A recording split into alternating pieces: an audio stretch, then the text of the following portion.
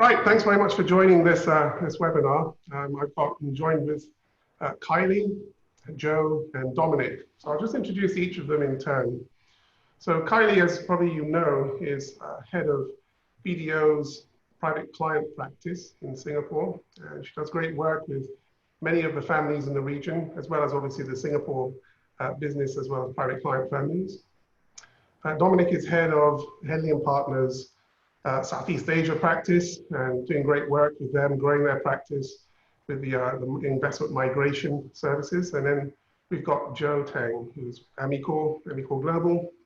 Joe does great work within Southeast Asia and is also widely known within the Indonesian market in particular, deals with many of the business families there and many high value structures, complex structures. So for today, we're going to be going through the first part of a two-part webinar. This part will deal with primarily the setting up of a Singapore family office, the tax implications of doing that, as well as the governance implications of two ways in which they can be configured, either through shareholding or alternatively holding it through a trust. And the issue around the governance is looking at carefully how to deal with the exceptional circumstances surrounding the COVID-19 crisis. We'll then end the webinar with a consideration of the Economic Development Board's incentives for individuals to come to Singapore, set up their family offices, and then get some level of status, primarily permanent residency. On day two, we'll continue with the tax analysis of the family offices. We'll look carefully at the ongoing tax implications, and as well as the winding up of a family office in Singapore. And I think Kylie will also mention either today or tomorrow some of the structural differentials that can be introduced into a single family office for the purposes of either having multiple funds or having multiple trusts, and what the tax advantages are of those. From my perspective, we'll then be looking at the succession aspects of a single family office, and particularly looking at how individuals who own and manage the family offices, what will happen on their passing if that unfortunate event occurs, and then looking at it from the perspective of if they held the shares in the family office personally, or alternatively, if they held it via a trust, and if they have claims against the estate. So that's really a succession aspect.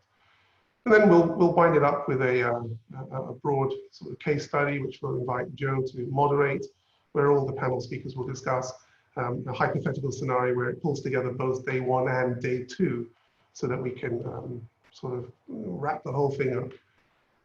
The idea behind the webinar, just in the rounds, was to try and encompass all the areas in one go, because we'd seen that typically single family offices were looked at in isolation. So there was some tax advisory on it, and then maybe some structuring advice, but there was nothing that really pulled it all together. So the idea was we would try and pull it all together in this webinar and enable us all to have that advantage. Now, just a couple of things on Zoom. So I apologize for any members that had to re-register. So we had a problem with Zoom over the weekend. The links went down. I'm hoping that today Zoom is stable and that we're able to get through the entire webinar without any outage. If it gets unstable and we end up abandoning, then I think what we might do is either reschedule or just re-record, and then members can then access the recording as you wish to view it. So I hope that we're able to get through this without any problems with Zoom. But it's a cautionary tale for anyone who's trying to use Zoom for these things. Keep checking the links at all times, because they do unfortunately go down. All right, I think at this stage, let me try and introduce across Kylie and see if Kylie can then begin the process of her presentation of the Singapore, the run-in, the tax implications on setting up a Singapore family office. Okay, Kylie, if I can invite you to begin your presentation.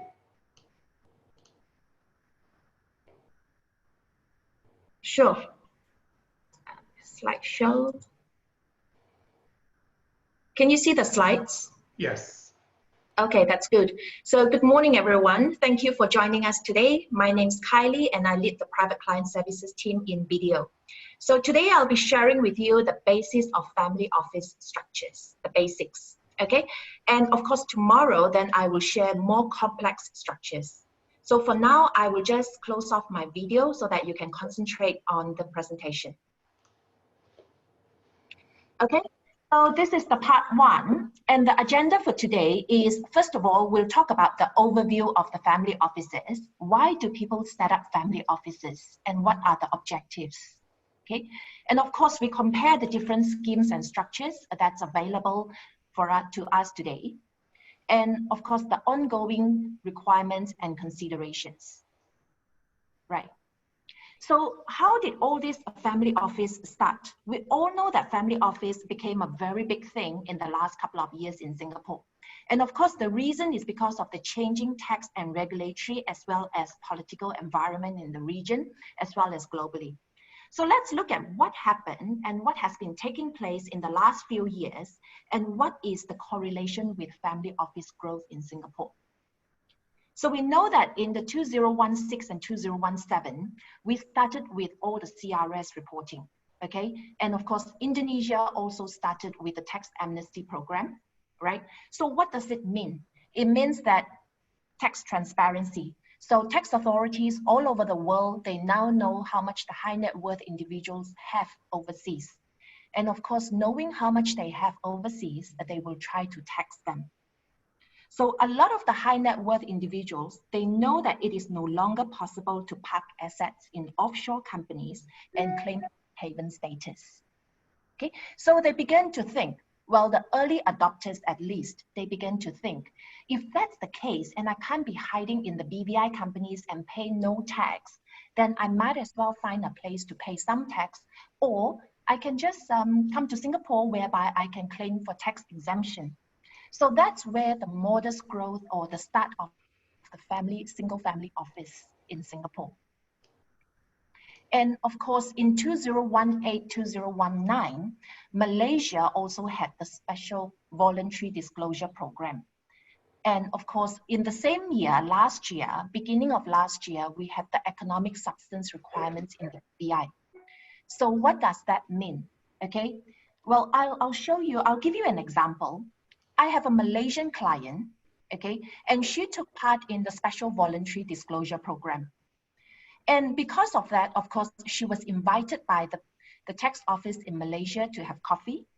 And during the coffee session, they asked her, so madam, can you share with me what you have overseas, meaning outside of Malaysia?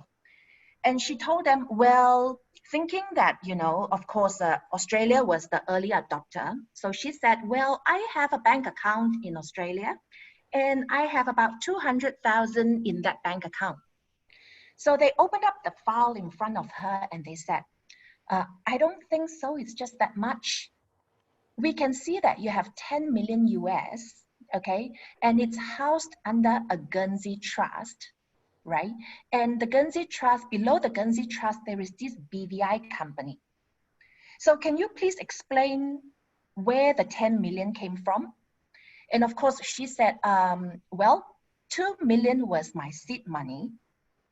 And because she was a stockbroker, of course, she could justify the fact that she had enough, she has earned enough, regardless of how it went out of Malaysia, but she has earned enough to justify the 2 million US, okay? And of course, the 8 million was what I made from the 2 million, right? So then the tax authority said, okay, that's fine. That's what you made over the last 20 years. And by the way, the case is still going on, okay? So can you share with us why you didn't bring the 8 million to tax? And she said, well, because the 8 million was offshore income. Offshore income meaning non-Malaysian sourced income. Why non-Malaysian sourced? Because it was in a BVI company, okay? And the bank account was in Singapore. So it's not Malaysian sourced, and therefore I didn't bring it to tax. So then the tax authority said, why would it not be Malaysian sourced if you are sitting in Malaysia and making all the investment decisions in Malaysia. Okay, so effectively how you earned the 8 million was because you were in Malaysia and making all the decisions. And you can't really say it's Singapore sourced because the reality is Singapore did not tax you. And of course, why didn't Singapore tax her? Because it is foreign sourced for Singapore purposes, but it's Malaysian sourced for Malaysian purposes. So of course, the tax is still ongoing, and they were of course wanting to levy the tax as well as the penalties that comes with that. And assuming if the Malaysian tax authorities are very successful, then we are looking at most of the 8 million being wiped out. Okay, so because of that, a lot of the Malaysian clients as well, we always get, a lot of the North Asian clients setting up family offices. But in 2019, especially during the special voluntary disclosure period, we had a lot of Malaysian clients approaching us to set up family offices. So how does family office help them? Well, that's because they are creating the substance in Singapore. Okay, they are demonstrating to the Malaysian tax authorities that my substance, my economic activities, my decision-making are all made in Singapore, and therefore Singapore should have the right to tax. And of course, the clients will apply for tax incentives to be able to cover that. So effectively, they are still not paying tax out of certain types of income that's covered under the exemption status. And of course, in 2018 and 2019, we had the Philippines tax amnesty as well. It's a big development. And more recently, it was in mid-2019, that the Hong Kong instability. And as a result, and because Singapore was the more attractive financial center, of course, we saw a lot of the North Asian clients, including those in China, Hong Kong, as well as Taiwan, coming to Singapore to set up family offices. And because of that, a lot of the transparency going on, we also saw the Taiwan as well as the Chinese tax authorities changing their tax laws. In fact, Indonesian tax authorities also tweaked their CFC rules to be able to tax more aggressively what their tax residents have outside of their home country. Okay, so more and more because of that, we see a greater growth. It was a very big growth in the last 12 months, stretching from March 2019 all the way until recently. Okay, and what happened? What happened in 2020 when we started the year? Okay, we saw the blacklisting of the offshore jurisdictions. I'm sure some of you would know that even Bahamas got blacklisted by France, okay? And French residents deriving income in their Bahamas company would be heavily taxed back home.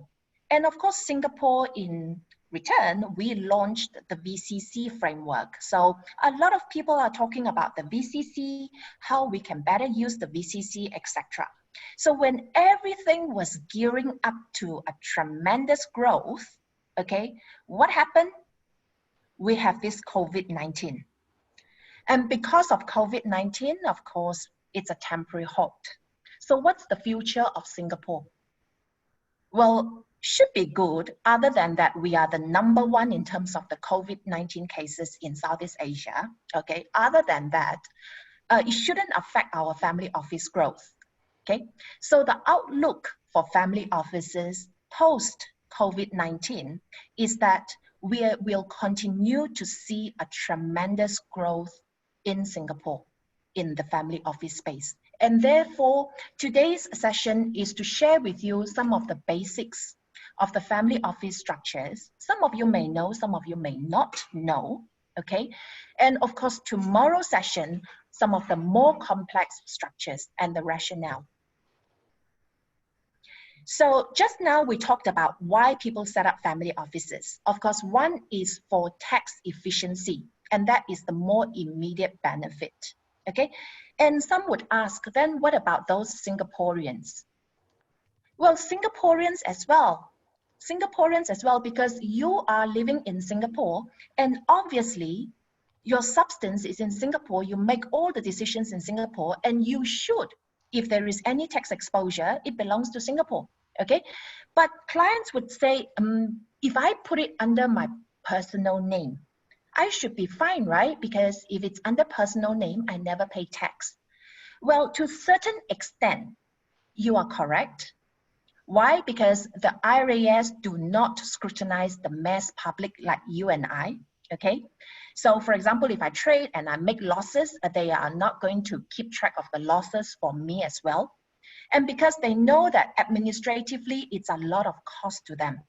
So it's not efficient, and probably they would end up, you know, a lot more people claiming the losses rather than contributing to the tax. So, but the same is not true for high net worth individuals, because they the quantum that they trade, as well as the frequency and the level of knowledge that they demonstrate, it sort of leans towards more of a trader as opposed to mass public. So the scrutiny will be on them. And as we speak, of course, a lot of the BVI or Cayman companies, even owned by Singapore tax residents, have been receiving queries from the IRAS saying that, can you please share with me what's your investment pattern, how much you bought it for, why did you sell, under what circumstances, and how did you finance? So did you use leverage or not? So tax efficiency. And of course, another big reason for clients, for high net worth individuals, for setting up family offices in Singapore is for immigration reasons. One is that they want to come to Singapore, other than the COVID-19, of course. They want to come to Singapore to have a status, okay, whether it's a tax residency status or otherwise. Maybe they want to attain PR, permanent residency, okay? Or they even want to sustain their PR. Some clients, they are under the FIS scheme, okay? And they would have no problems if it's the first renewal, but second renewal is the time that they will find that the EDB will push back. Okay, so for sustaining the PR to demonstrate that they have economic contribution to Singapore, or for some people, they may even want to attain citizenship. So for this part, I will let Dominic speak later on how the GIP program, etc. And of course, last but not the least, for succession planning purposes. Well, this is not the immediate concern, and they don't see the immediate benefit, but it does help in terms of setting up a platform for the next generation in terms of their succession planning needs. And of course, if it's housed under a trust, then definitely it's more towards a longer term planning. Okay, so very quickly, I'll share with you some of the key features of single family offices in Singapore. Now, the key feature is that single family office means it's owned by a single family unit. And that can be your immediate family, or it can be your extended family, okay? And of course, the ownership structure in this case does not include third parties. And third parties means your friends, your joint investors. That is taken care of by another team, and that's the third party fund, very much like your Blackstone, your VCC, your KKR funds, okay? So this is just a single family unit, no third party. And of course, the main thing is that the investment and strategic decisions has to be made in Singapore. In terms of licensing, well, it is exempt from licensing in Singapore. And a lot of clients will say, well, if I manage my own assets in Hong Kong, I am exempt from licensing anyway. Well, you are right. In fact, nobody would be subject to licensing if you are managing your own assets. But the difference is that if in Hong Kong you want to apply for tax incentive, then you have to be licensed. Whereas in Singapore, you don't need to be licensed, and at the same time, you can still enjoy the tax incentives. Okay, in terms of the tax exemption, we have three types. Okay, we have CA, R, and X. The more common types would be 13R and 13X, and I will share with you why later on. I'll compare them. Okay, and of course, the most popular one at this moment would be Section 13R, and I will share with you why. So what does the exemption provide? Of course, it exempts you from most of the income that you derive from investments. and that would be investments in bankable assets or PE or VC, listed or unlisted securities, that's exempt, as long as they are not linked to Singapore real estate or physical precious metals or cryptocurrency, etc. So you can expect that the high net worth individuals' bankable portfolio in financial institutions all over the world, it should qualify for exemption, most of it. And in terms of the investment professionals, you can employ family members. And you can employ family members who are just primary school graduates, okay? As long as the person has enough entrepreneurial experience. And that's what we find in most of the founders of family business. They may not have very high education background, but they do have a lot of experience. And when it comes to family members, there is no age limit. So even if you're past your retirement age in Singapore, you can still apply for employment pass. But of course, you can also employ third parties. And when it comes to third party individuals, you have to demonstrate that they are the right ones for your family office, which means they have the right investment experience. Okay. And this is a typical structure of a family office in Singapore, where you have a holding company, very simple, the fund on the left and the family office on the right, which employs. And I will go in more detail later on, okay? Comparison of the different fund incentives. First, you have the CA. Now, Section 13 CA scheme is not the most popular of all. But some people actually go for that. The reason is that they don't have to go to the MAS for approval, okay? So all they need is to get a legal or tax opinion that says they qualify, they meet the conditions at the outset. As long as they have that, they can continue to enjoy. But of course, if one day the law is repealed, where Section 13 CA is no longer there, then of course you can't enjoy the scheme anymore. So more clients would go for Section 13R and X because it provides the certainty. They get a certificate that says the incentive is granted to the life of the fund, the life of the company. Okay, but who would go for Section 13 CA in this case? Well, people who don't want to face the MAS. It could be because they have some sort of adverse records, okay? Or maybe because they just find it more convenient. Or maybe because the fund is not for the longer term. It's probably just for a couple of years or less than 10 years. It depends. Different people have different objectives, okay? So if you look at the fund, the orange, now this has to be a non-Singapore tax resident company. It cannot be a resident company, cannot be tax resident in Singapore. So for those who are subject to BVI's economic substance rules, etc., this may not be the most ideal for you. Okay, so the most popular of all is the Section 13R. And as you can see, it is very similar to CA, except that the fund has to be a Singapore tax resident company. And it has to be a Singapore incorporated company as well. Well, actually, clients don't mind because nowadays with all the economic substance and the blacklisting of offshore jurisdictions, they prefer to set up Singapore companies. And the advantage of this fund is that it doesn't have a minimum AUM requirement.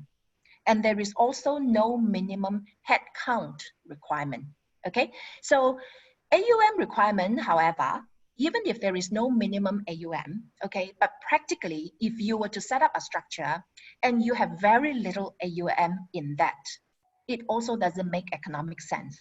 And sometimes the MAS may ask, so what's the objective of setting up this structure? Okay, so while the law says no minimum, you have to have some level of AUM just to prove the commercial rationale behind the structure. Now, for families who have no AUM issues, but they have a headcount issue because they probably come from a very young family, a very lean family, and they don't have the third-party professionals to help them at this moment. So they do have a headcount restriction. So they like the 13R scheme as well because there is no minimum headcount. So it's quite easy for them, it's less stressful. Okay, and it is something that they can start, and if in future they want to build into something more grand, they can always do that. And all the schemes, by the way, they offer the same benefits. All right. Okay, so in terms of the 13X scheme, now this is the offshore, this is more flexible, which means you can apply even to multi-layer structures. Okay, you can apply to offshore or onshore structures. There are no restrictions. Okay, the only thing is that you have to have 50 million AUM, right? As well as 3 headcount.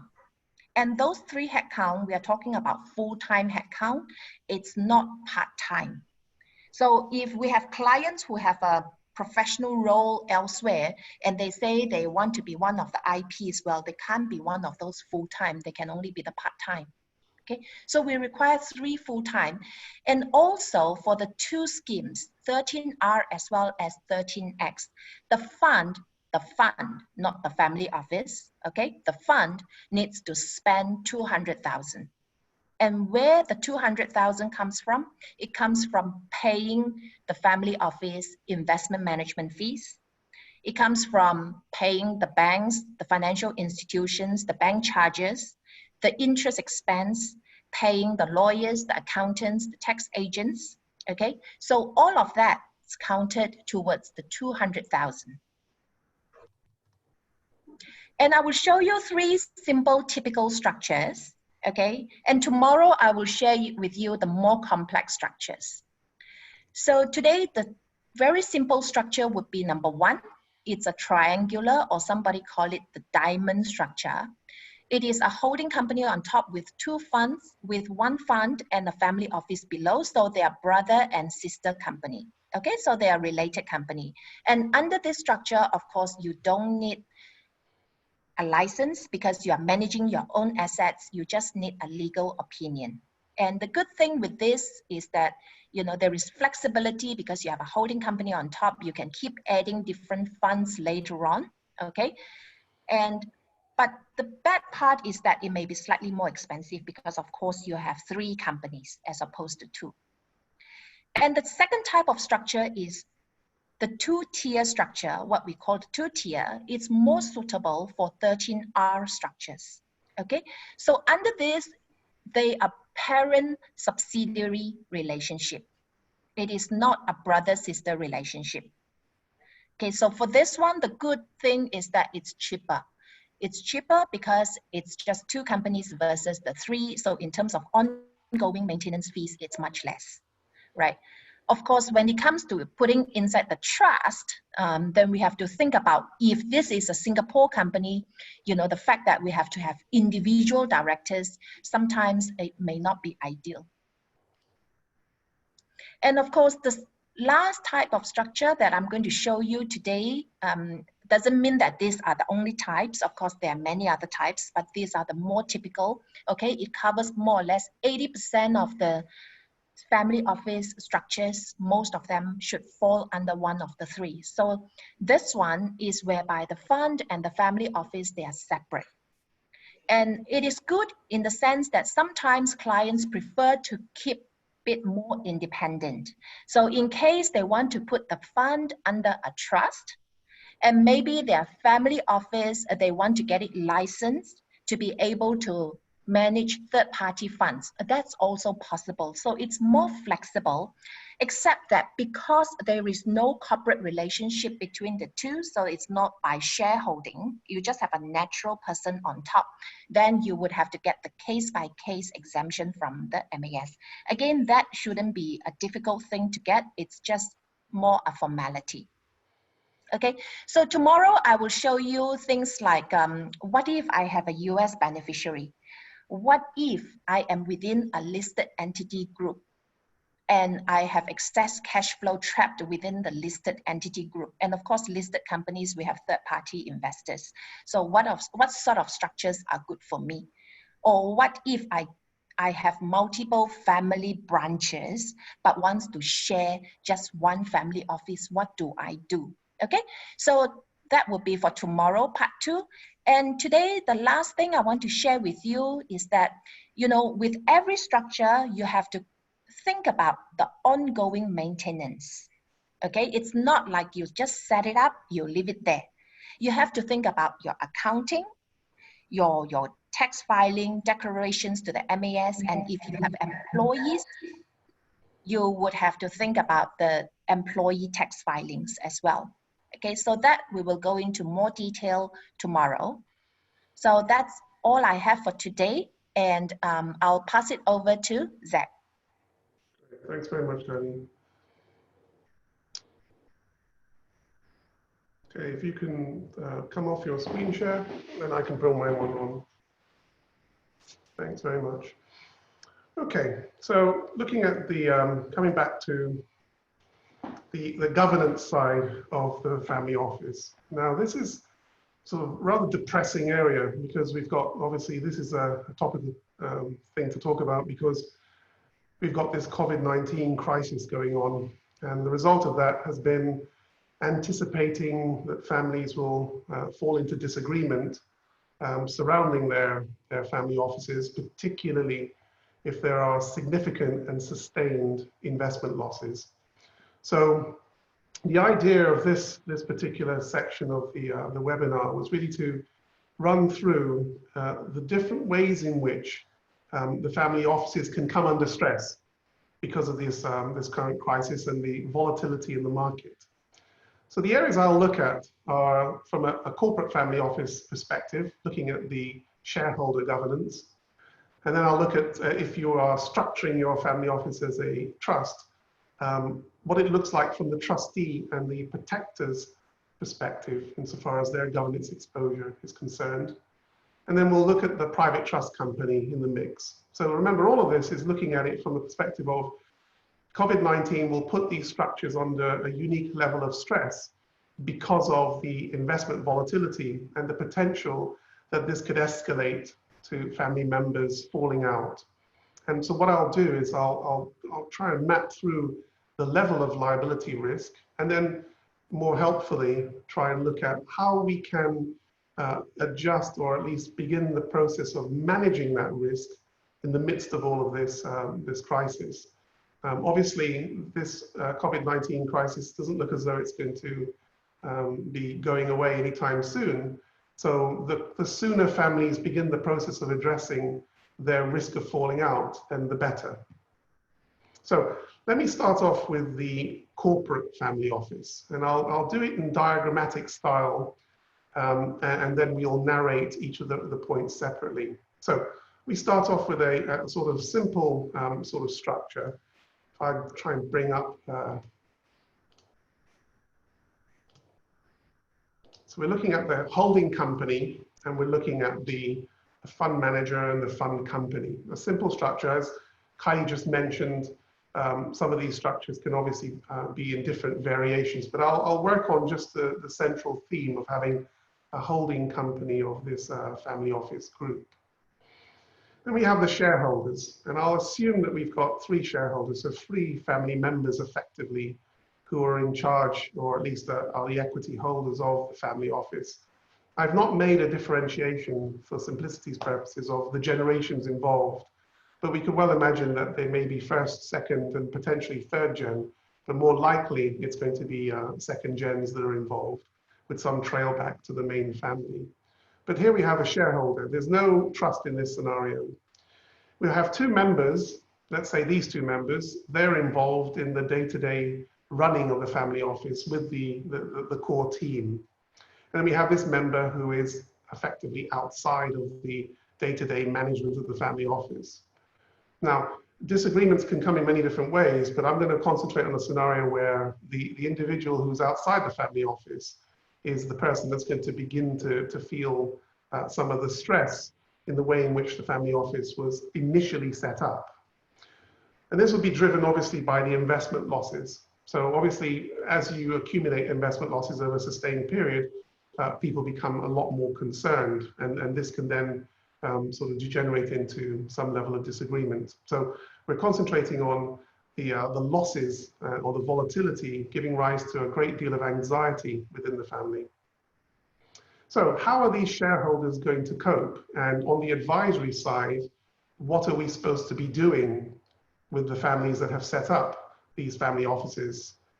And so this is part of, so I'll run through what can potentially go wrong with these individuals, and then I'll run through what we can be doing on the advisory side. So from a family office perspective, quasi-partnership is a rather odd term, but what it is under sort of UK common law, and the same would apply in Singapore, is you have family-owned companies that are rather not casually run, but they're on a less formalistic style. And the courts have recognized that there can be some level of interplay between shareholders, which is effectively outside of the general remit of a strict corporate environment. So there's expectations that the family members have with each other, and this can heighten the way in which the sort of liability risks can arise. So quasi-partnership is a way in which the courts have recognized that fundamentally family-owned companies are different from, let's say, a listed company with disconnected or arm's length third parties. And I think it's important to realize that, because most of the family offices would probably have been set up in a rather casual way with respect to how the shareholders will interrelate with each other, because after all, it's a family company. Some of them obviously may have been very well advised and very corporatized, but in the main, I suspect most of the family offices will be effectively quasi-partnerships. So where are the areas of dispute? The areas of dispute will likely arise because of the lack of information flow. But fundamentally, what will happen is, as the system goes under stress, the members that are outside of the system will effectively feel that they're being shut out from the information flow and having any level of oversight. And I think that's the key sort of genesis of the problem is, if there are members that feel that they are not participatory in managing this exceptional circumstance, then they'll start to obviously get very nervous, or potentially get very nervous about how this is all playing out. The other area is if the family office has not formally responded to the COVID-19 crisis and the investment volatility. So there's been no investment policy response. And what appears to be happening is just a run-on from the formal policy that was adopted at, let's say, the inception of the family office. I think that's going to be a particular concern, is that the members that are in charge of the family office have not taken the time to actually reformulate a specific response to the crisis. And obviously this is going to be a lot of contingencies, but at least turn their mind to it. Obviously the whole issue of administrative policy, what's going to happen with the infrastructure of the family office, its staff and premises, etc. If the family office is going to need to react to sustained losses, for instance, and look at what is it going to do administratively to cope with this, as many other businesses are having to do at the moment. So salaries and benefits, how is that going to work, particularly salaries to family members? Is there a sort of case that people should be taking a salary holiday or reduction? Distributions, is it really expected that the family office will make regular distributions in the middle of a crisis? Borrowing, are we going to be leveraging? Staffing, are we going to reduce staffing going forward? Premises, are we going to be moving, or at least trying to slim down? And then just looking at general costs. So what you're seeing is, these are the typical responses that you would expect a business to have. But because the family office is family owned, it may well be the case that the members in charge don't take the time to actually begin responding in this way. An investment policy response, an administration policy response, and giving a greater level of transparency and oversight to members not involved in the family office. So what's the risks? The litigation risks are fairly normal for a corporate lawyer. These are going to be all trotting out some really quite easy options. So minority shareholder oppression, minority shareholder unfair prejudice. Derivative action is really trying to take action on behalf of the company, so the company taking action against its own directors, but at the instigation of the member that's feeling aggrieved. Just and equitable winding up of the whole thing. Breach of fiduciary duty if there's been misrepresentation by, let's say, the directors and family members that are involved in the family office. There's a menu of options that the disgruntled shareholder can explore. And if they walk along to a decent corporate practice in Singapore, the lawyers there, the litigation lawyers there will analyze their case based on some of these heads.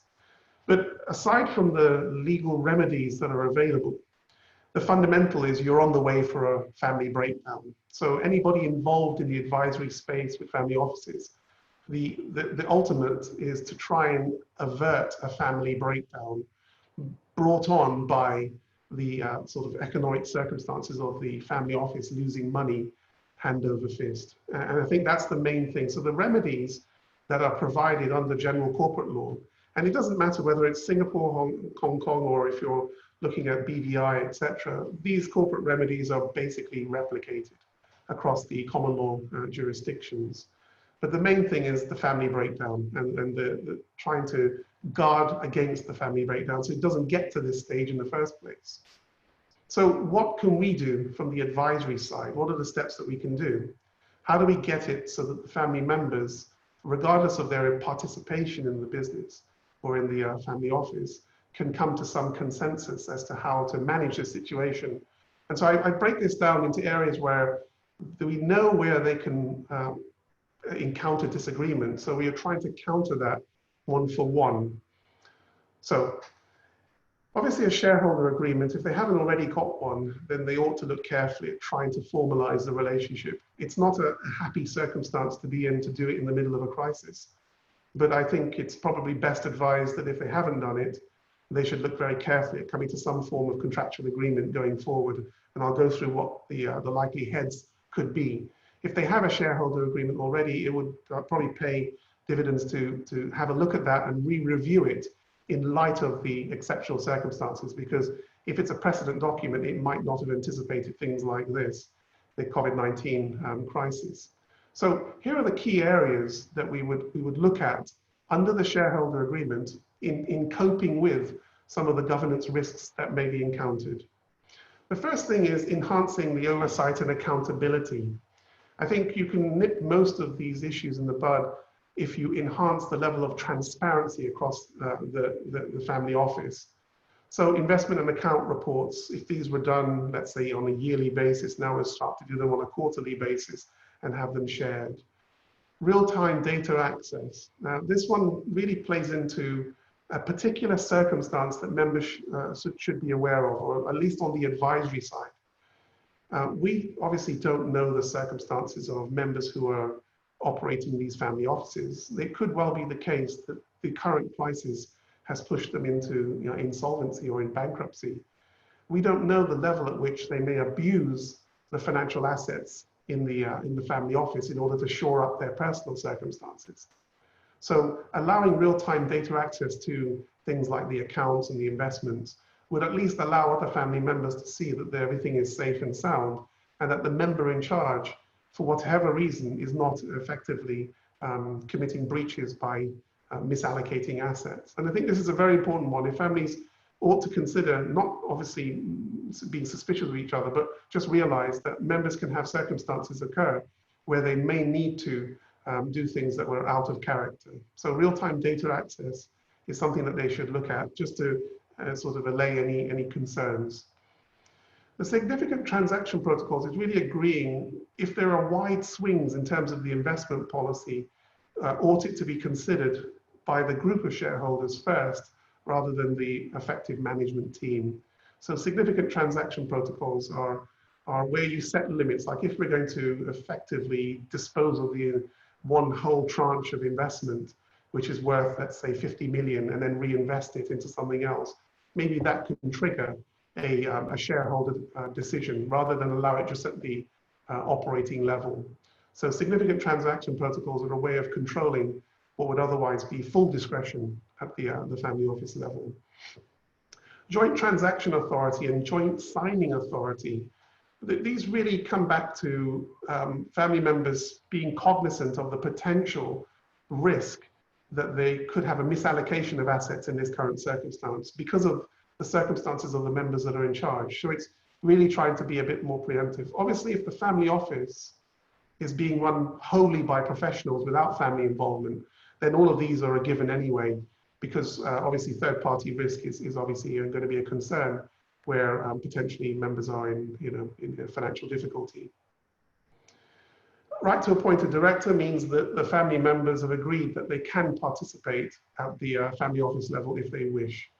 And I think that's an important one. The likelihood is they won't, but at least the option is there if they want to have direct scrutiny of how this is all being managed. So you can see the oversight and accountability is trying to open up the structure a little bit more so that everyone is sure that their interests are being looked after.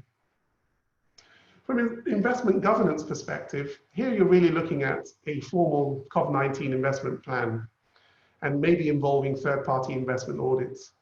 And it's really, is there something on the books where we have deliberately looked at the impact or the potential impact of the current crisis and looked at the investment profile of the family office and reacted?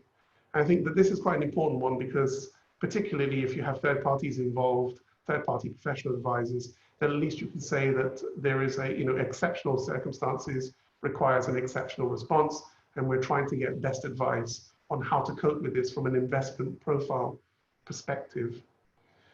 Distribution retention policy, I think it's probably paying dividends to to have this explicitly said that we will not be making distributions during the crisis. That everything is about holding on and retaining as much cash as possible in the structure. From an administrative governance perspective, really we're looking at a formal plan as to how are we going to cope over the next 6, 12, and 18 months on a bunch of hypotheticals. So we'll look at staffing, we'll look at premises, we'll look at general costs. Now the issue here is to try and see whether or not we can preempt the family office getting into a position where it's just not realistic to continue with the level of cost that we've been carrying, where the investments are tanking and we're effectively using capital to fund this. So it's an idea that the family should actually think about this and go through the formalized scenario plans rather than just leave it to the management team. And the whole idea behind this is to try and preempt any disagreements. This is quite a tricky one. So a formal family employment policy. So obviously family members ought to be on an employment contract or a service agreement. But one aspect that would probably be worthwhile looking at carefully is the no confidence clause. And really it's this: if you have family members that are involved in managing the family sort of investments, it's a difficult conversation, but you have to come to a point where members can agree that there may be a need for sort of fresh pair of hands and other individuals to deal with the family office investments and guiding it through. And really the issue here is this: it's not so much a reflection on the competency of the family members that are currently involved. What it's really looking at is these are exceptional circumstances, and if you don't have a level of experience of market volatility like this, then it probably might be doing the family member a favor for them to retire and be replaced by perhaps a professional that has had more experience of this type of volatility. But at least the family agree a mechanism by which the members that are currently involved retire or are removed. Without this, it becomes quite sticky because it will be something that will be potentially dealt with in the life, and that's going to be a difficulty. So the no confidence clause is quite an important one where members can actually stand back and say, look, this is too much for me to cope, or other members can say, look, we know you're doing your best, but in all honesty, you're probably beyond your ability to manage in this type of environment going forward. So they ought to have the conversation. Finally is this, the liquidity plan. And really it's looking at, are we going to continue with this in any shape or form? When do we call it quits? Because if this crisis continues, particularly the issues with the US, continue to get worse and worse, then at some point family members may come to a decision that, look, it's just not worth it. Why don't we just call it quits? I think they ought to talk about this scenario. What is the protocol around us liquidating and terminating the family office? Because the circumstances are wholly different from what we envisaged when we set up the family office. Yeah, they could also look at rearrangements on the share owning, put and call options on the shares to other family members. have a look at the preemption rights on disposal of the shares, tag along and drag along rights, which means broadly it's all of these provisions are talking about if I'm selling the shares or if I'm disposing of shares, who can get first dibs, and can I join others on an acquisition or a sale? And really it's talking about exit strategies and the way in which either you exit because you liquidate and get out, or alternatively you look at a rearrangement within the family going forward. But I think the liquidity side of it should be looked at, because some members may feel it's simply not worth the while having the assets consolidated and managed in a single family office if the circumstances merit that. So the whole basis of all of this is to try, sort of in summary, the whole basis is to stop members getting to a position where they just can't deal with the current situation. They're incredibly worried, and it could, after the event, lead to family disagreement, family breakdown, and ultimately litigation surrounding how the family office is managed in retrospect. So in summary, look at the shareholder agreement. If they haven't got a shareholder agreement in place, then they would need to, as part of their response to this crisis, they would need to have a look at whether or not a shareholder agreement is right for them. Most often this is definitely going to be the case because the issues are so myriad in which they can fall out. Oversight and accountability is key. Enhancing that going forward is absolutely key for the family office in exceptional circumstances. Come to a decision about how we deal with the investment profile of the family office going forward, have a formalized plan and reaction to it. You'll need to have scenarios, no doubt, on if this, then that, if this country goes, sort of another flare up and we end up with our main investment base falling apart, what do we do next? But at least address that as a formalized COVID-19 investment plan. And then look at the sustainability of the administration of the family office. So COVID-19 admin plan. Family members, how do they effectively exit from this without there being a big falling out? So what's the triggers for a family member to retire? I think these are important considerations. And then finally, how do we just call it quits? If one member can't stand to be in the structure anymore, how do we help them to leave? And also, how do we liquidate the whole thing if we feel that this is just simply not worth it anymore? And for other circumstances, we need this family office to come to an end. These are all critical considerations to try and manage what will be, as time goes on, an area that can give rise to significant risk of family breakdown. So these are the main sort of headings. When I go on to do the sort of trust family office, keep these in mind, because it's the same thing in the trust scenario. You want to get to a position where there is consensus across the family as to how to manage this situation without getting to a point where people have hard feelings. So that's the key thing. How do we manage this current situation without having hard feelings going forward? This is the current, this is how I would propose the families look at it if they're in a corporate family office. But if they're in a trust family office, then it's slightly different because we have different parties involved. So what I'll do is I'll recreate the structure, but now you'll see that instead of having a holding company, I have a trust. Many times you'll find that the trust is layered up. So you've got a holding company interposed and then the trust above it. But just for simplicity's sake, I've got the trust holding directly both the fund company and the fund management company. Within the trust scenario, we have new parties. So there's no longer shareholders. So now we have power holders, which I'll just call protectors, trustees, and then we'll have beneficiaries. And these are the main sort of protagonists in this type of structure. Family members will obviously be involved. This is the supposition is that we've got the trust structure, but prominent family members are, again, in action, dealing with the investments on a live basis. Investment losses, as we've said before. Now, here's the main thing. It's the interrelation between beneficiary, trustee, and protector. This is a rather difficult area because it'll call up a whole bunch of trust law, which most often, when we advise families to set up these offices and set up the trusts, we're really thinking more about the succession plan and more about custodizing the family office for future generations, etc. Ordinarily, we won't be advising them in circumstances like what we're currently confronted with, which is the family office potentially losing cash hand over fist, and family members within the beneficiary class becoming more and more agitated that is there correct action being taken. For the trustee, in this case, it's a professional trust company, they'll be very, very anxious about what are their liability risks in allowing the losses to mount up and the practical administration to continue in that way. For the protector, it's all about what am I supposed to be doing in this situation? Where do I start? So it's a difficult area because it's generally not discussed very heavily when we set up these structures. It's very much driven by succession planning and future generation benefit.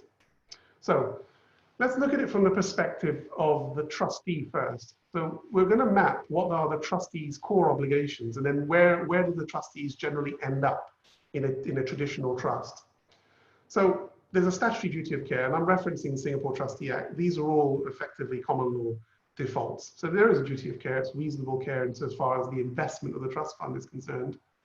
As with most of these statutes, it allows the exclusion of that duty of care, and no doubt the trust documents will have done that as a matter of course. Trust documents usually carry widely drafted trustee exemption clauses as well, which basically exonerates trustees from liability, save for fraud and sort of gross negligence. Then we have this Bartlett clause. And I'll talk about this because it comes up with this DBS case that was decided last year by the Final Court of Appeal in Hong Kong. And Bartlett clauses are a traditional method by which trustees seek to limit their liability exposure in structures that involve underlying companies. And the DBS case highlighted it for the region, highlighted how Hong Kong would deal with this, and gave notice to other common law jurisdictions as to how potentially these Bartlett clauses will be viewed. Now, just to explain, this is the DBS case. What a Bartlett clause is this. It basically says the trustee, just in summary terms, the trustee is not obliged to effectively manage the underlying company's affairs. So it needn't get involved in the management of the underlying company, it needn't supervise the underlying company, and effectively the trustee can take a standoff view. So the trustee doesn't need to get involved. And likewise, then the trustee doesn't have any liability exposure if things go wrong, except for at higher levels where the trustee is on notice of fraud or there's been sort of willful default or gross negligence. But at the general level, the trustee can stand back and just watch this unfold, and provided they are not on notice of fraudulent behavior, they're pretty much exonerated out. And this was what everyone thought the DBS case was talking about, and in fact, this is what the Hong Kong court decided. However, and this is quite an important consideration, when it comes to the actual judgment in that case, paragraph 73 of that judgment, and I'm not going to get much in case law in this presentation, but what it basically said is this: it didn't decide that where a trustee actually gets involved in the underlying company's affairs, so where it actually begins to supervise the underlying company, it didn't decide whether or not the Bartlett clause, which basically says they don't have to do that, whether or not it's still effective. So most trustees will carry this Bartlett provision where the trustee doesn't have to get involved in a wholly owned subsidiary. But insofar as the DBS case is concerned, it didn't decide what would be the case if the trustee said, well, I know I have Bartlett protection, but I'm still going to get involved in any event. And it wasn't addressed by the Jersey law expert. It was unpleaded. And in fact, as a matter of fact, in the case, they found that the trustee hadn't got involved in supervising the underlying company's affairs. So the case is not authority for a trustee that has a Bartlett clause, which is I don't have to bother with the underlying company, and then I do supervise in any event, I can still rely on the protections. That's not the authority of the DBS case. So viewing these Bartlett clauses, we also need to consider this. Bartlett clauses were traditionally inserted into trust deeds in order that trustees could allow clients to get on with the underlying investments and the underlying activities of the company without the trustees being involved. Things like the VISTA legislation in BVI takes that to a statutory level. But the question that we have now for all trustees and for members who are tuning in who are fiduciaries, the real question is this: how will Bartlett clauses survive in a modern AML environment. So we've got, I've got displayed on the screen this FATF guidance that was issued last year. And it's specifically addressing the trust company service provider market. What does it require? So Bartlett clauses says we don't have to care about the underlying company. We shouldn't be involved in monitoring it.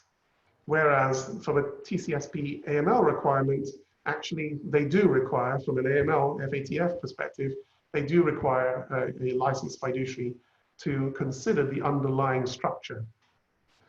So the implications are that from an AML perspective, you can't simply have a cutoff where the trustee is wholly unconcerned about the underlying company's activities.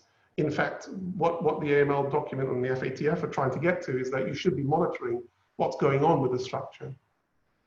If you start monitoring, do you then start get actual knowledge and involvement? In effect, are you waiving the Bartlett protections because of the AML override that you should be monitoring the structure? So how will the Singapore court manage all of this? Because it hasn't been decided yet in Singapore. Singapore doesn't have to follow Hong Kong. It'll be persuasive because they'll see it as a sister court. But from a Singapore perspective, it's from let's say from an MAS perspective, if you have no involvement at all with the underlying company and you're relying fully on a Bartlett clause, is that going to work from an AML audit perspective? Or if you've already prejudged that and you are involved, you as a fiduciary trustee, you are involved with the underlying company, let's say you're also appointed as a director, then what does that do to the protection that you're going to seek to rely on under the Bartlett provisions? And this is where I feel that the level of supervision and the level of involvement that you have can give rise to a waiver of the Bartlett provisions. So in other words, you cease to have a level of protection that you would have otherwise thought of having under the default precedent trust document. So just to sort of wind that one up, you've got a situation where you need to look at your trust documents.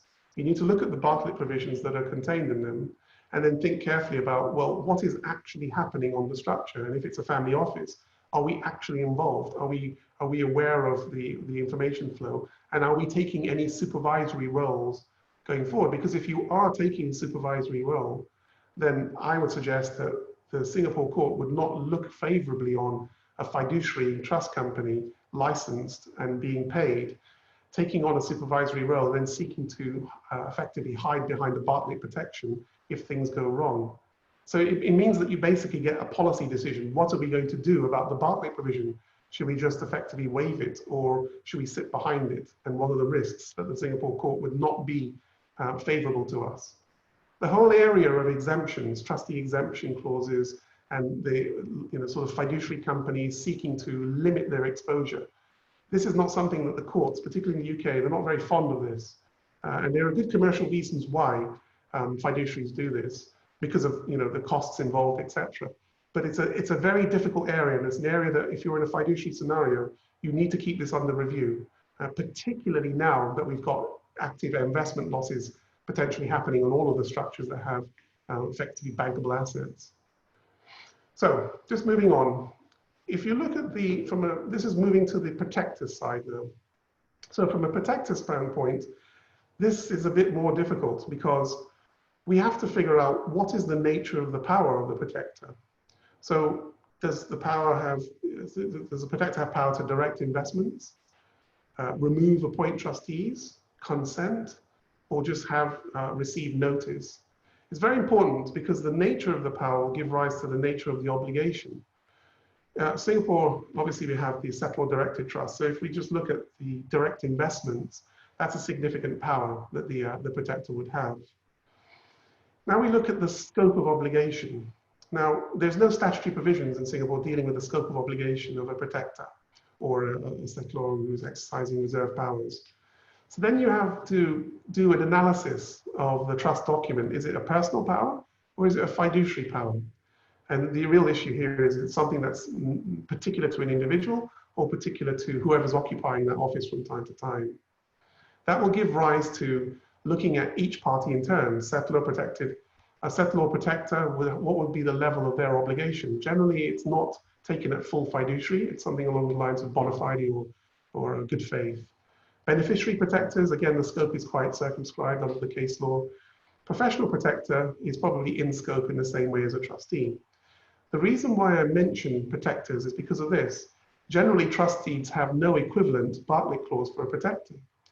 So you end up with a protector that has an active duty to watch what's going on with the trust structure, particularly with regards to the investments. Now, this can create some tensions, and I'll go through that next. The tensions really arise between how the protector and the trustee interrelate. Do they cross-supervise each other? Is there mutual supervision? There's no statutory provisions in Singapore to help on this. Other jurisdictions have done it. The US is particularly extensive on the mutual obligation side, but Singapore has just left it to common law. Scope of trustee supervision will be looking at what is the protector supposed to be doing. So if the protector's got powers to sort of direct investments, etc., then should the trustee be seeking to cajole the protector to exercise that, or seek court directions that the protector is potentially breaching their obligations? It's all down to what the trust document says and how the protector is actually reacting to the COVID-19 crisis and the investment losses. From the protector's standpoint, should they be supervising the trustees? What if the trustee has a Bartlett provision? So what is the protector supposed to do? Seek to frustrate the Bartlett provision if they can, by directing that they simplify the structure? Get court directors to get the trustee to waive the Bartlett provision so they take action? Or just do nothing? These are some of the big difficult issues that we're going to encounter trying to risk manage from a fiduciary perspective, is how are the protectors and trustees to interrelate going forward? And that comes down obviously to how are they going to react to these exceptional circumstances. So what are we trying to aim at here? So what's the end result? From the trustee, from a professional trustee's perspective, what's your game plan in all of this? So you have to make a decision. If you have the protection of Bartlett, do you waive it? Or do you risk assess that potentially this is going to go badly? The idea is, I think, that you should be engaging with the protector and beneficiaries, that you should be seeking to limit the damage that could occur if you sought to hide behind the Bartlett provision and not be actively involved in the management of the structure. That would be the best approach, is you try and make it a sort of unified approach where you try and get parties to come together. The key things come up again. Family office oversight will need to be looked at. COVID-19 investment plan, administration plan, beneficiary employment policy, distribution plan going forward. These are all issues that have to be dealt with. So it comes back to, what do we do? Do we get involved in the underlying company or not? Or do we hide behind the Bartlett provision and then not get the exposure potentially and take our chances with members becoming frustrated? These are big decisions. Every case is going to be different, unfortunately, and the trust documents themselves are going to be quite different as well. So it's a tricky one, because it does mean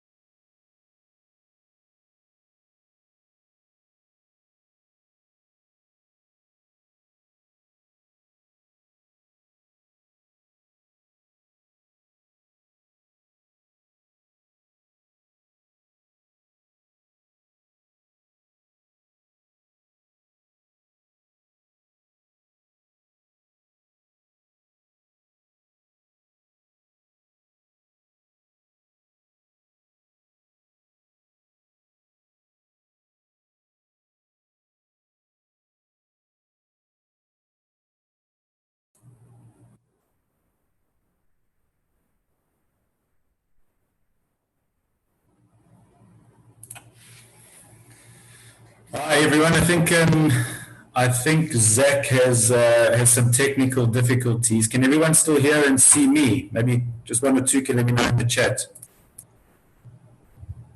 Okay.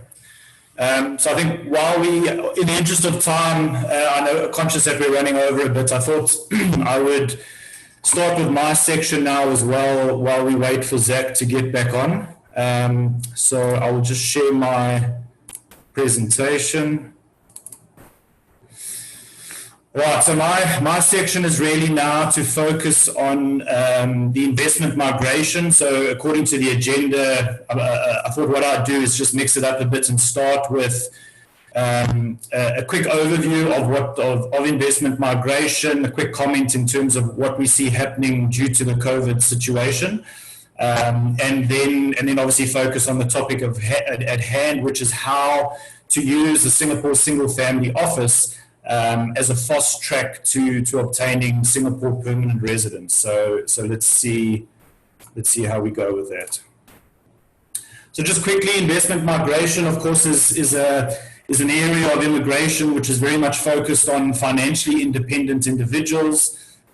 These are high net worth, ultra high net worth individuals that are looking to either obtain citizenship by investment or residence by investment.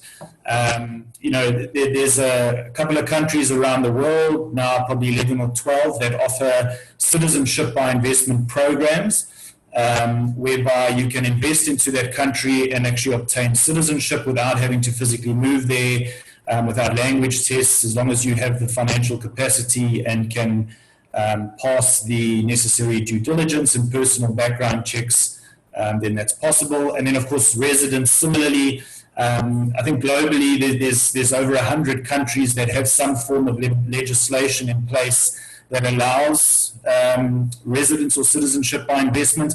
But in reality, there's probably only about 30 countries that have actively successful programs that are available. If we look at global movements of high net worth individuals around the world, the tried and tested destinations such as Canada and the US and Australia, they've always been a very sort of focal point for high net worth individuals. And if we look at the top reasons for these individuals leaving potentially their country of origination and moving to another destination, as you can see in the bottom left there, this is very much where Singapore also comes to the fore on these factors. So, world-class education, very secure and safe, top-class healthcare, great climate, and of course cleanliness. So those are typically the key drivers for high net worth individuals to physically move. And then just a quick comment, Dr. Parag Khanna, some of you may know him, the founder and managing partner of FutureMap. So what we see, particularly from our sort of ultra high net worth clients now that are really focused on even more than before, having that plan B in place. Of course, healthcare, access to world-class healthcare is now becoming a very, very much at the forefront of people's minds. So if you are a very wealthy individual and your family is still based in one of the emerging markets, of course now is the time where if you had either citizenship or permanent residence of another country, whether it's Australia or Singapore, you would still be able to access those markets and of course obtain healthcare. And the other side of it is being access to remote islands, which often have these investment migration programs, is obviously also very interesting in times when being isolated or perhaps insulated is key. So this slide here really shows us the map of the leading residence and citizenship by investment programs around the world. I think a lot of you will be familiar with the US and the EB5. Canada for a very long time had the most successful residence by investment at a federal level for quite some time. But I suppose the good news for our clients is that more and more of these countries are coming online. They're realizing the value of sort of having the sovereign equity and structuring these programs, which of course we help them with, in order to bring much needed foreign direct investment. And we already see, as countries are rolling out a lot of support schemes and financial support for business, and that because of the current pandemic situation, new innovative sources of foreign direct investment will become even more interesting. So that's just quickly on the investment migration side, and now we'll focus on Singapore in particular and what is known as the Global Investor Program. So as recently as 1 March, there were some key updates that the Singapore Economic Development Board released in terms of the GIP. Some of the more interesting additions or amendments was in the option A, where you can invest the 2.5 million Singapore dollars into a new business entity or expanding an existing entity.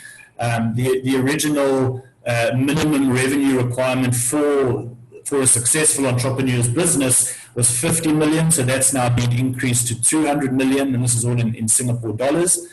So that was one of the changes, and then they also introduced two new archetypes that are now able to qualify for either option A, B, or C, and that is targeted at new generation business owners as well as founders of fast-growing companies. So those are some of the key changes.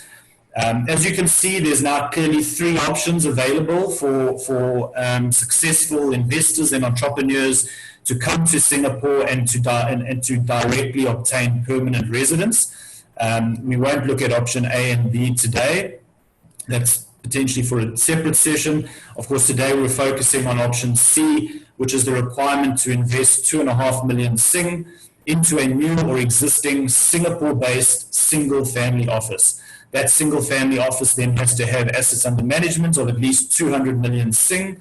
And one of the other key changes or things that were highlighted with the new changes as of the 1st of March is that offshore assets can qualify as part of that AUM requirement now, as long as 50 million of that is transferred and held in Singapore. The qualifying criteria, as I said, for established business owners, the first column, that's always been there. The key difference was in the B requirement there, where the turnover requirement for the main applicant's business needs to be at least 200 million, so that's gone up from 50 million. If it's a private company, then the applicant should be owning 30% of that business, and if it's public, naturally they should be one of the largest shareholders. The next gen business owners, as you can see there, again a 30% shareholding with annual turnover up to 500 million, and then the other new category highlighted where the changes are would be the founders of fast-growing companies. That's also available. And finally, the last column, the family office principals. There you would need at least 5 years of entrepreneurial or management experience.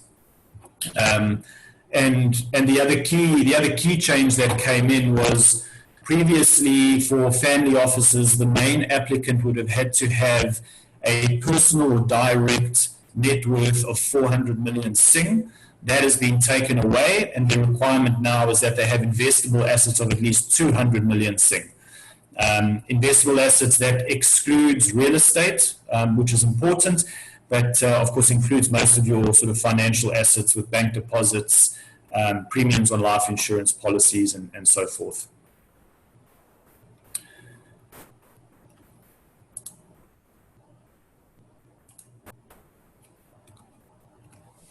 If we look at the process, so the whole process of the GIP, this is taking aside the actual family office setup and MAS discussions in that, which my other colleagues on the panel would be taking care of. The process usually takes about 9 to 12 months. There's an initial submission of the application forms to EDB. There's an interview that's involved, and after that, the ICA, the Singapore Immigrations and Checkpoints Authority, would issue this approval in principle status. That is then valid for 6 months, and the applicant then must make the 2.5 million Singapore dollars within those 6 months, at which point EDB would verify the documents that the investments have been made, and then finally the ICA will issue a final approval letter. The applicant and any family members included in the application would then have 12 months to formalize their permanent resident status in Singapore. Maybe an area just to clarify on again, so that the timing I've mentioned. In Singapore, your permanent residence card or your permanent resident status is actually permanent. So what people are renewing periodically, either 3 to 5 years, is actually the re-entry permit. So as going through the single family office setup, your re-entry permit would initially be issued for 5 years. And that's effectively what allows you to come and go and leave and return to Singapore. and that's what you would renew after the 5-year status. The next slide I'll come to will look at what the requirements are to renew that re-entry permit. Eligibility I touched on, so that family member can of course include their spouse, as well as unmarried children below the age of 21. Any parents or married children or unmarried children above the age of 21 of the main applicant would have to look towards the other options that are available for residents in Singapore, including which is typically used by clients as a long-term visit pass. And then also just a word of worth noting is that there will be national service requirements that is mandatory for any male children who obtain PR by virtue of being included in a GIP application, and even male dependents whose spouse is the main applicant. There are certain circumstances where they would be liable to serve national service as well. In terms of the renewal of these re-entry permits, so this again is all under option C, the single family office setup. So as you can see, there's two options: either it's a 5-year renewal or a 3-year renewal. Under both, you would have to obviously fulfill the investment conditions. So the 2.5 million invested in the single family office, 200 million AUM, of which at least 50 is in Singapore. The family office then itself must also employ at least 10 employees. And this is at the end of your 5-year period when you're looking to renew. So you would also submit a business plan that's outlining all of this. So by the end of 5 years, when it comes to renewal, the family office has to have at least 10 employees. At least 5 of those need to be Singapore citizens and 3 need to be professionals. So the 3 professionals in the family office, these have to be non-family members, and they need to hold an advisory role or board appointment, whether it's on the investment, legal, or tax side. For the 5-year renewal, obviously you've got point 1 and point 2, and it's an and. So here, to get the 5 years renewal, you or the dependents included in that application must have actually resided in Singapore for more than half the time.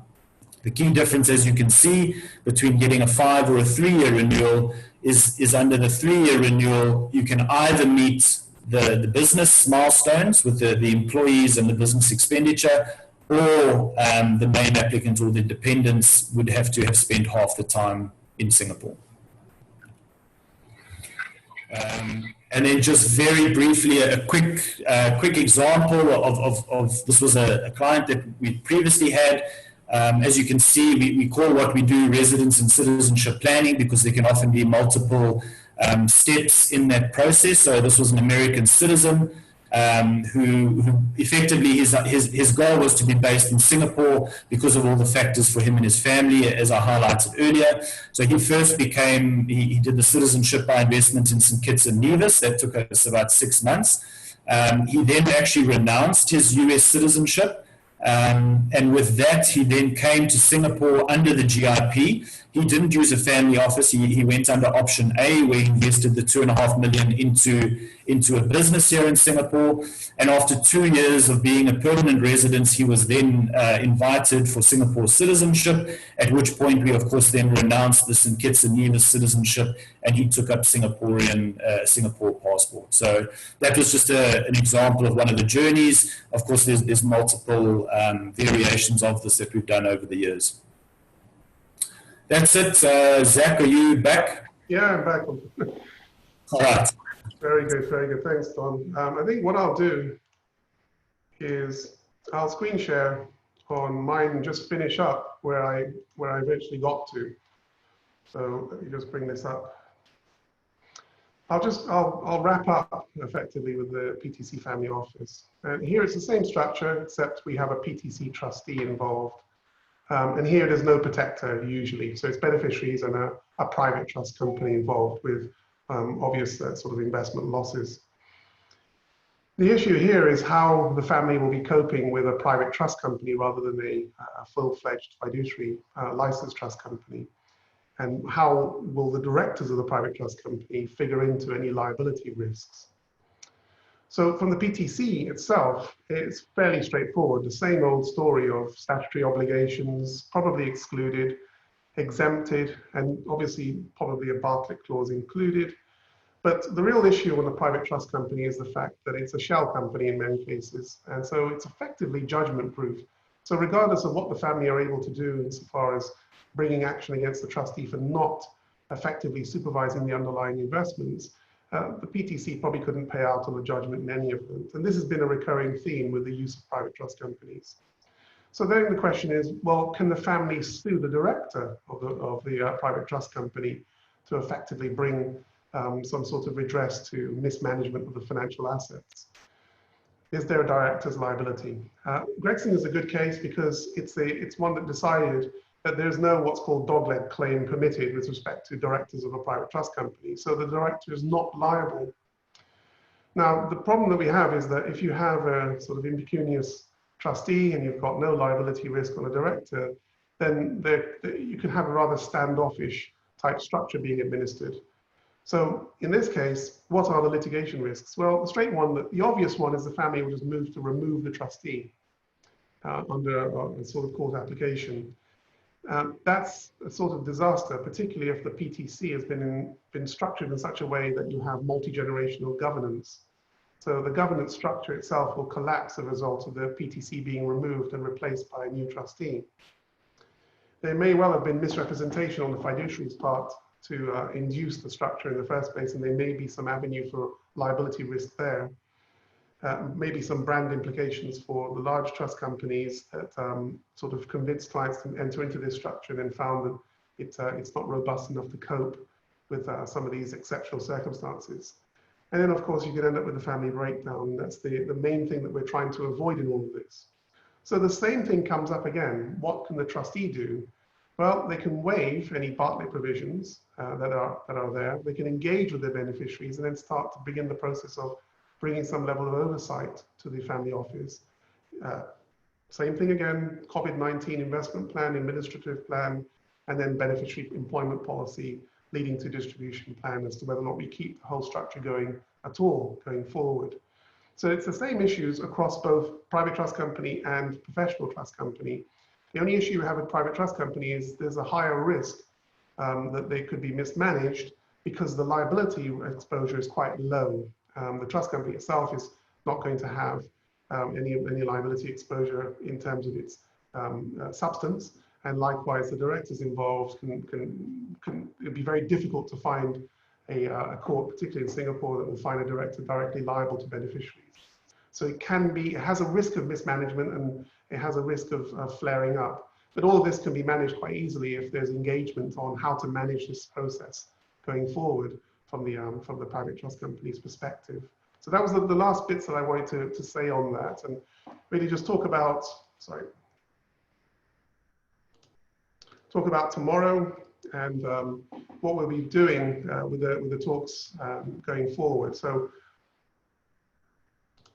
really looking at tomorrow we'll be just discussing obviously the succession aspects of the family office, and particularly how different laws will interplay with if a member were to pass away, and looking at the risks of a Singapore family office being structured through a Singapore trust as to whether or not there's a likelihood of an attack by a forced heir or under a matrimonial property regime to attack the assets held in trust, and what's the likelihood of that occurring going forward.